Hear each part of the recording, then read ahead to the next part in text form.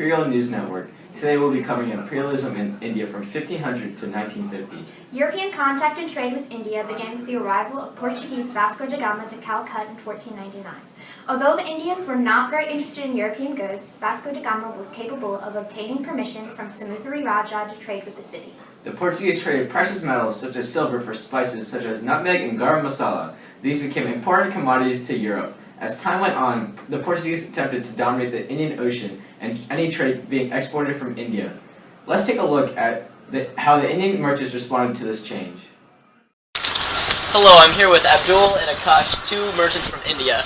They have recently returned from a voyage to southern Europe to trade, and they have very strong feelings about the Portuguese.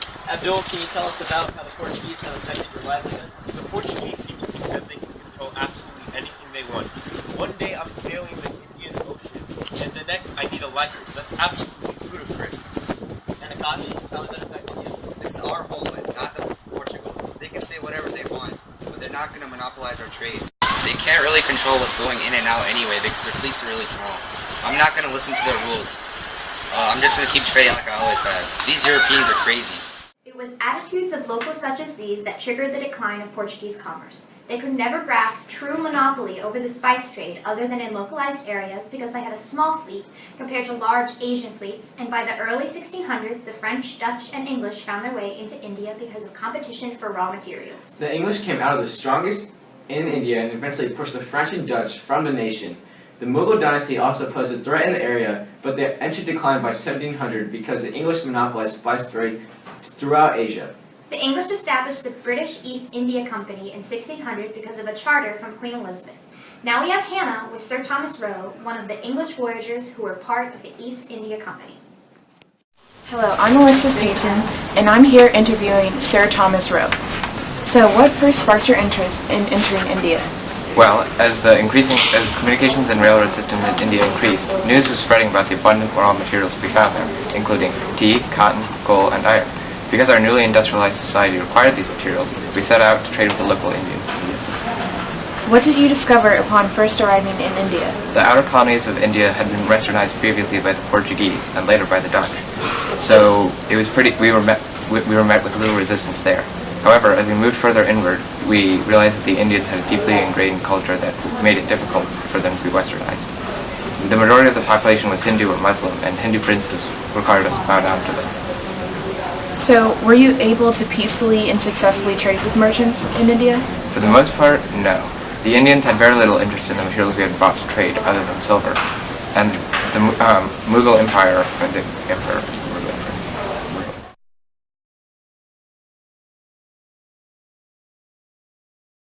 Did the Crimean War affect your supply of jute? Do you have no ways of making burlap, ropes, or cloth? Well, we have a deal for you today. Come to Bengal's Jute. They have the strongest and most abundant jute in the land. Bengal manufactures the most jute out of anyone, and it will be even better than the jute you are receiving from Scotland, at better prices. Your wife needs cloth. Your husband needs rope. Purchasing jutes from Bengals can provide you with all of these things. Buy your jute today. Obviously, the English were not satisfied with their increasing trade with Western India, so they began to spread their political power to southern India. On June 23, 1757, the British army marched to Plassey, Bengal and entered a conflict with the Bengal army, which was backed up by the French. Now to Tejas with a live report from the situation at the Battle of Plassey.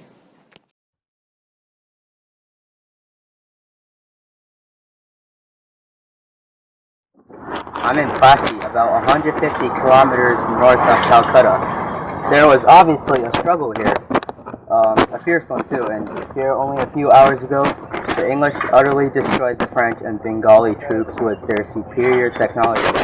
At the end of the battle, the English rounded the flanks of the Bengali Nawab's troops and mercilessly shot them down. This battle shows a turning point in the history of India. I'm sure it means big chances for the Indians as the English proceed to monopolize larger and greater portions of the Indian island. If the English continue like this, they may become the strongest force in India. The victory over Plassey established British power over much of southern Indian trade. In the decades following, the British officials of the East India Company repeatedly went to war with Indian princes whose kingdoms bordered on the company's growing possessions. They eventually took over most of India in 1858. Now to Ruth was one of the greatest princes of India. Hi, this is Ruth Parsons here with Prince Tipu Sultan. How did you feel about the British allowing you to keep some power over Mysore? Well, frankly, I did not think the British would let me keep any power over Mysore. Why do you think they allowed you to keep power over Mysore? I believe they did this so that there would be peace in Mysore, and the people loved me, so they wanted a person that knew how to rule Mysore. Even with you as the traditional head, what power did the British have? The British basically had monopoly over all the valuable goods such as spices, cotton. Also, the British really do have the main control over Mysore. I must be a facilitator of their laws and promote their trade. I'm a puppet to maintain the peace. What other religions exist in Mysore? Well, aside of Hinduism, we have a small amount of Muslims and an even small amount of Christians.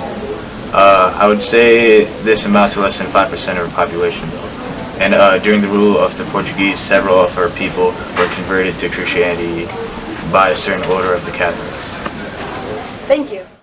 As Tipu Sultan stated, there was a certain order of the Catholic Church that entered India and attempted to convert the Indians. These people were called Jesuits. Here's Austin with more on the topic. This is Austin Zhang with the leader of the Jesuit missionaries in Mysore. So, Anshal, how hard is it to appeal to the Hindus and the locals, and what have you done to convert them to Christianity? Well, it's very hard, and it is certainly a multi-step process. One of the first things we have to do is basic calls for Jesuit missionaries like me to make sure that we approach the Hindus who are unsatisfied with the caste and try and convert them. After we convince them, they start to spread the word and help us converting fellow Hindus who are unsatisfied with their caste as well. Eventually, we start working up the social levels and finally convert some Hindus who belong in high positions in society. You mentioned your strategy of building from the weaker links and eventually attempting to convert the stronger links who enjoyed a higher position in society. What inspired you to use this strategy and this kind of strategy instead of a strategy more similar to Robert the Noble's attempts? Well, it basically came down to this. Robert Noble's strategy revolved around becoming one of the common people. This looked to the people as if he was converting into the religion instead of them converting into his. This is totally ineffective at the end of the day. The Pope in Rome realized this and recalled the Jesuit order to remove India. Although most of Noble's attempts were ineffective, I do follow some parts of this strategy that have been proven to work. So, could you go into that deeper? What parts of the Noble strategy do you follow? We've accepted parts such as learning several languages and adopting some Indian cultures like garments worn by the Brahmins. We also attempt to impress the Indian upper class with our more advanced technologies.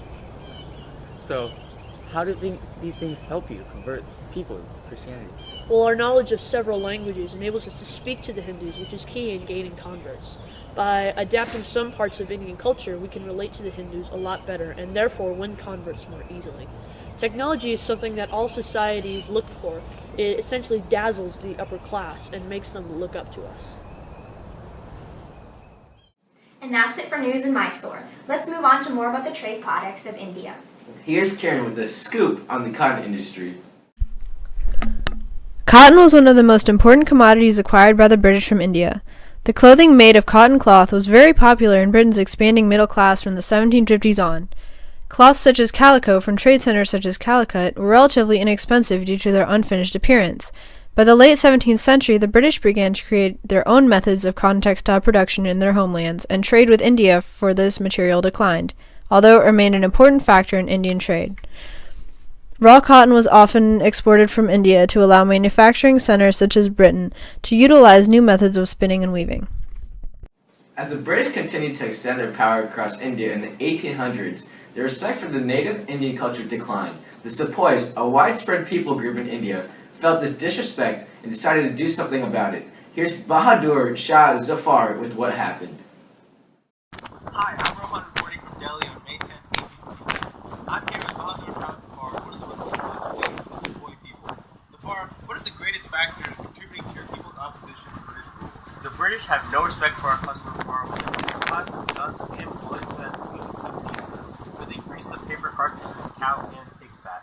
The cow is a sacred animal to Hinduism, and using its fat in cartridges is really offensive. While for Muslims like me, the Quran considers the pig an unholy animal, so we are not allowed to have contact with them. The British doctrine of lapse, which the British established, may allow them to come to our cities despite our opposition, but we are strong in our religious beliefs and the British cannot break us. What have you done so far to strengthen this effort? I have sent letters to central and southern princes throughout India so that we can unite our forces through our mutual hatred of the British. And across India, the sepoy people, because of these stupid cartridges. In a few weeks, we will begin our rebellion, and we will not be stopped. Some areas like Bengal will filled with British troops, but I have faith that we will win with these forces that we have acquired. Thank you, Sabar. Best of luck. The Sepoy Mutiny lasted from 1857 to 1858 when they were defeated by the British. The Government of India's Act of 1858 officially established the rule of the British Crown in India and overthrew the East India Company. Everything seemed to be fine from 1858 to 1898. Chase will brief us more about this time period in Indian history. Thank you, Neil. During this time period after the British Crown officially established their rule, several new reforms occurred. These reforms included tolerance of religion and the recruitment of Indian peoples to local governments. Some Indians even reached fairly high positions in these small governments. The British military increased in India because of the increasing fear of the possibility of another great rebellion occurring. Because of Indians' importance to British economy, Prime Minister Benjamin Disraeli decided to appoint Queen Victoria to be the Empress of India. British rule continued peacefully and in some people's eyes was getting better as new reforms brought many new rights to Indians. It remained peaceful until Lord Curzon took over as Viceroy of India from Queen Victoria in 1899. He instituted some unpopular policies that ultimately led to his short tenure as Viceroy and ignited the spark of Indian nationalism. We'll be back with more after this short commercial break. Sometimes true love is found in the most unexpected places. With billions of people on this earth and new land being discovered every century, it seems completely improbable for your soulmate to be somebody from your own country, let alone somebody your parents find for you. Hi, I'm Karen and I'm introducing Imperialism Mingle, the first dating site to offer love to India from Britain. Just meet one of our very own happy couples, Hannah from Britain and Rohan from Southwest India. With all the oppression coming from the British, like the trade control, monopoly on spices, bringing an army, attempting to convert us to Christianity. I think it's kind of sad that of all the business the British colonists were trying to accomplish, we never thought that was anything other than business partners, especially not spouses. Exactly, that's why I thank Bhagwan every day that I found Imperialism Mingle. I never would have found this lovely lady without it. And I thank God that I found him. We're religiously tolerant. All you lonely British or Indian folks, log on to imperialismmingle.com and create an account. We'll match you with someone who shares your political and social views. As difficult as that may be, start communicating today. Hello and welcome back to the Imperial News Network. The Indian nationalist movement had developed over decades, starting with the British officially establishing rule and overthrowing the East India Company. But as Chase mentioned, it rose to new levels when Lord Curzon took over as Viceroy of India in 1899. During this time, many revolutionaries rose to power and attempted to reform India. However, before we get to that, Kira will talk more about the Indian National Congress, which was the birthplace of the Indian nationalist movement. The Indian National Congress was set up as per the suggestion of Allen Hume in 1885. It was created to form a platform for civic and political dialogue of educated Indians with the British Raj. Many Indians educated in the liberal sciences and law were encouraged to join the Congress. As the Congress grew in size, many arguments took place. Those arguments are on how Britain should be allowed to rule India. Two major factions, the moderates and the extremists, were established along with several smaller ones which were closely allied with either one of the major factions. The moderates believed that the British should conduct a more enlightened rule by improving education and representation of Indians in government. They also focused on using peaceful means to achieve their goals. The extremists, on the other hand, were basically radicals. They were far more critical with their view on British rule and wanted more than just education and representation. They wanted full-fledged independence from the British and were willing to turn to violence as a means to accomplish their goals. By the end of World War I, the majority of India had been colonized by the British. Whole communities of British families lived in European homes and towns. The Indians were used as servants, and the vast majority lived in severe poverty. Reform was needed, and Mahatma Gandhi began a whole new era of Indian reform. Here's Alexis with Gandhi in Kedah, India. Mr. Gandhi, thank you for talking to me today. I know that you've had some extreme successes since 1920. Tell me some of the things that you're advocating for. Well, there have been great injustices inflicting inflicted upon the Indian people from the British for centuries. The taxes they impose on us so that they can live in luxury force us into starvation. However, the problem is not with the British. It lies within our Hindu culture as well. I wish to eradicate the caste system. People such as the Intouchables live horrific lives simply because of the family they're born into. In the 20th century, this is absolutely unnecessary. I believe in the sanctity of all human life. If the British will not fight for our culture, I will fight peacefully. Can you describe what you've done so far to further this cause? I have gathered tens of thousands of volunteers from the Indian National Congress to work with me. Together, we, as well as many of the followers, have led peaceful protests, such as the 400-kilometer Dandi Salt March to oppose Hindu taxation. As a leader, I live a simple life, owing only what is necessary for survival. My followers and I also undertake long fasts to protest using our own bodies. What are your attitudes towards British imperialism in India? As I've said many times, the greatest menace to the world today is the growing, exploring, irresponsible imperialism. I consider it to be a violent nationalism. Here in India, we have nationalism, but when practiced peacefully, it can be used to promote welfare of society. Thank you, Mr. Gar-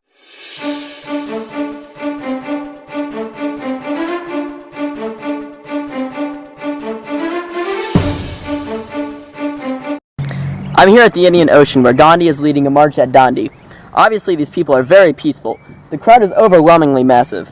You can see them here stooping down to collect their pot of water and to dry into salt to peacefully defy the British salt tax.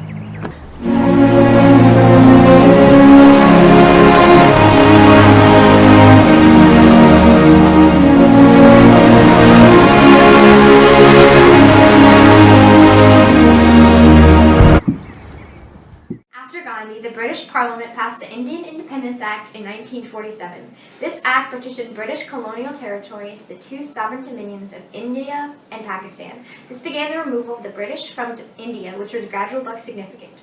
British imperialism was beginning to decline after World War II. India became an independent country. Finally, our book of the week is Things Fall Apart by Chinua Achebe. The European dominance in Africa is portrayed in this book. European colonies are spreading across the world, and this book describes different reactions in Africa. When we compare them to India, the Africans have much more effective and drastic reactions to European colonization. Next week, we will cover imperialism in Africa, so read this book to brush up on your knowledge. Thank you for tuning in for Imperialism in India today. From everyone at the INN, good night.